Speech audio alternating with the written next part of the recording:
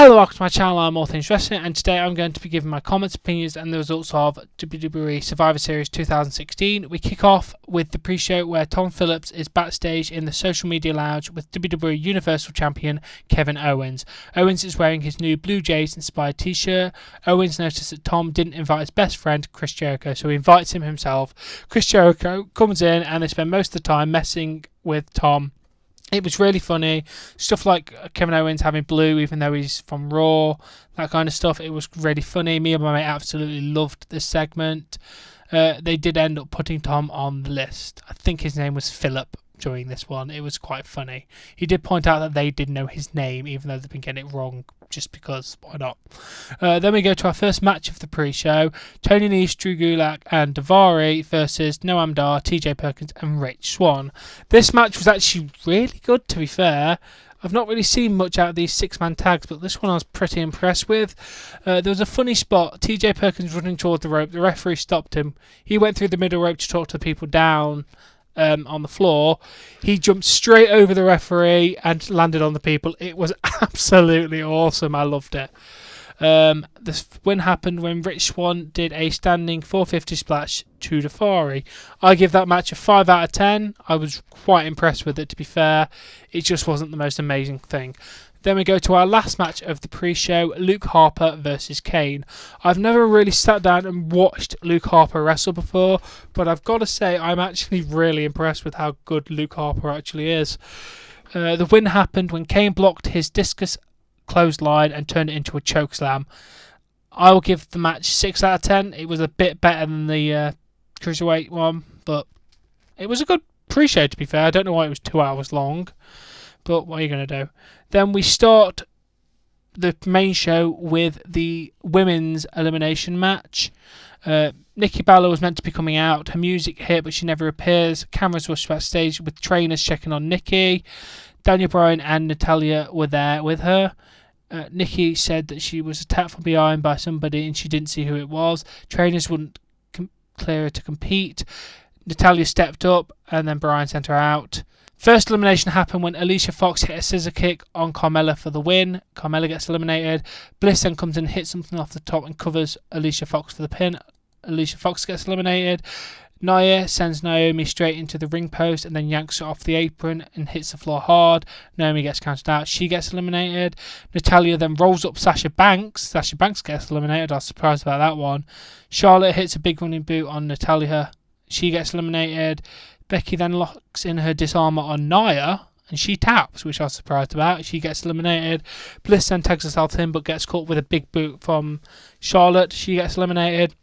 And then Bayley catches Becky with a belly-to-belly suplex. She gets eliminated. The winning two are Bayley and Charlotte. After the match, Charlotte and Bayley are getting their arms raised, and then Charlotte immediately turns around and smacks Bayley, beats her down, tosses her outside, sends her into the ring barrier twice, and then hits her with a running boot after. I thought they would do this during the match, but they didn't, which was good. I did like this. It just cement their feud more. The women's match gets a 7 out of 10. Then we go backstage to James Ellsworth walking backstage. The women's match gets a 7 out of 10. Then we go to James Ellsworth walking backstage. Gallows and Addison come in and taunt him. Mick Foley appears and tells him to knock it off.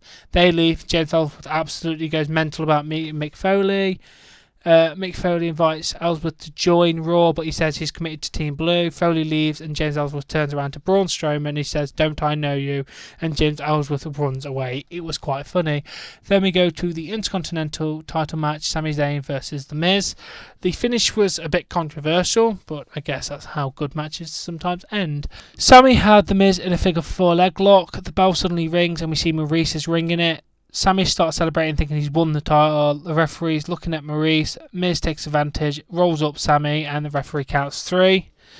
I was looking forward to Sami winning the title, but I like The Miz as a champion, so what are you going to do? This match, I don't know, I'll give it a 6 out of 10. It weren't the greatest, but it weren't too bad, to be fair.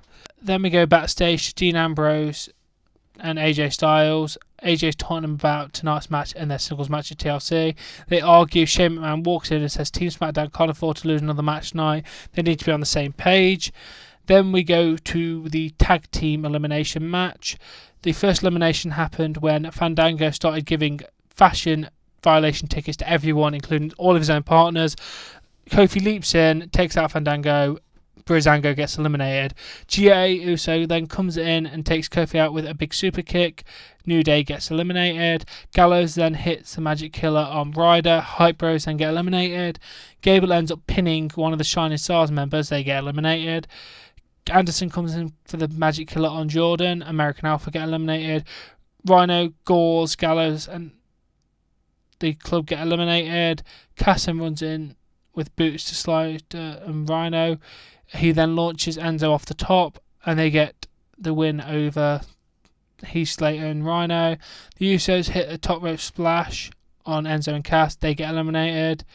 Jay sets up with a Tequila Sunrise submission. Cesaro reverses and gets into a sharpshooter. And then the Usos get eliminated. Just sole surviving team, Sheamus and Cesaro. I give the tag team elimination match a 7 out of 10. It was just around about the same as the women's match, to be fair. We then go backstage to Mick Foley and Stephanie McMahon celebrating. They make Sheamus and Cesaro versus the New Day for tomorrow night's Raw. They talk about the rest of the show and how they're feeling good about the outcomes. Then we have the Cruiserweight match. Kalisto versus Brian Kendrick with the entire division on the line. Kalisto goes to the top and then Baron Corbin runs in, nails Kendrick from behind. Kalisto leaps off and then gets caught with the End of Days. Kendrick wins by disqualification. Cruiserweight match was pretty poor. I give it a 4 out of 10, to be fair. Then we go backstage to Daniel Bryan confronting Baron Corbin about it. He said he isn't happy that he cost SmackDown the Cruiserweight division. Corbin said Kalisto is a little pest that won't go away, and the last thing SmackDown needs is more pests running around. Bryan tells Corbin to get out of here and he'll deal with him on Tuesday. Then we go to the men's elimination match. This one did drag on way too long, to be fair, but it was really, really good. The first elimination, Braun with a running power slam to Ambrose. Ambrose gets eliminated.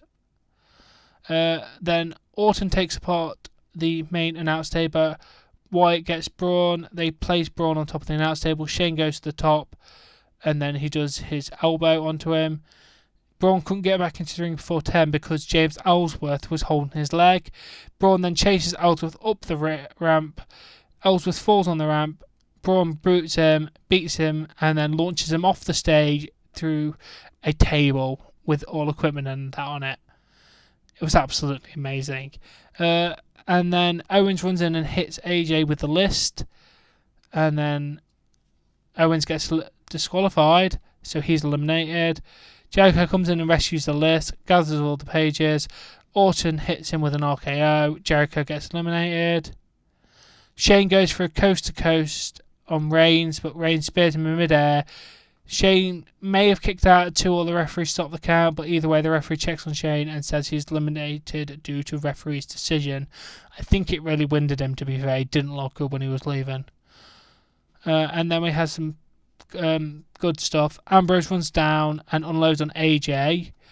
Security come in, but they're taken out by Reigns and Rollins. Reigns and Rollins confront Ambrose, and then they reunite to powerbomb AJ Styles through the table. Rollins rolls AJ into the ring and covers him. Styles gets eliminated. Rollins super kicks Wyatt, and then he goes to the top for a frog splash, and then Orton hits him with an RKO out of nowhere. Wyatt gets Rollins eliminated. Reigns hits a Superman punch and is dazed. He's going for a spear on Wyatt. Orton pushes Wyatt out of the way and gets speared himself. Wyatt then hits Sister Abigail on the Reigns. And then they are the 2 main survivors, Wyatt and Orton. The men's match was a bit long, but it had some good spots in it. I have to give that an 8.5 out of 10. It was really good, to be fair. Then we go to the Brock Lesnar versus Bill Goldberg match. The bell rings. Lesnar pushes Goldberg into the corner. Goldberg says, shoves him to the mat. Lesnar looks a bit shocked. He gets up.